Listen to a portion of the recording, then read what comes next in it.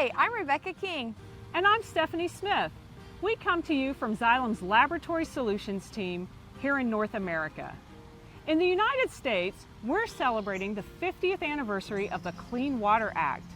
This is one of the most important pieces of legislation in our country for protecting the environment from pollution, especially our precious water resources. Today, we're going to tell you 3 things you probably didn't know about the Clean Water Act.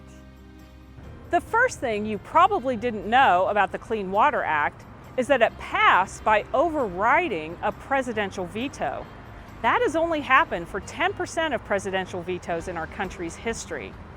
Initially, the Clean Water Act got through Congress with overwhelming support, but President Nixon balked at the $25 billion price tag. Congress prevailed, though, getting the 2/3 majority they needed from both parties to get the act through. Thus, on October 18, 1972, the Clean Water Act became the law of the land.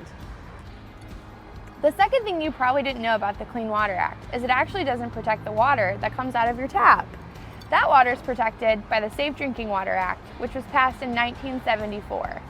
The Clean Water Act protects navigable waters, which is water we use for fishing, boating, swimming. Of course, those recreational activities are some of our drinking water sources. So you can see how the acts go hand in hand. The third thing that you probably didn't know about the Clean Water Act is that normal farming activities are exempt from any of the regulations. That means that agricultural runoff that leads to things like harmful algal blooms in Lake Erie are really not regulated by the Clean Water Act today. This shows us that we still have some work to do, either updating the Act or coming up with new regulations that help us get a handle on today's problems. We hope you learned 3 things you didn't already know about the Clean Water Act. First, it was passed by overriding President Nixon's veto. Second, it only protects navigable waters, not the water coming out of your tap. And lastly, it doesn't cover agricultural runoff because farming activities are exempt. If you enjoyed learning about the Clean Water Act, you should check out our other resources online.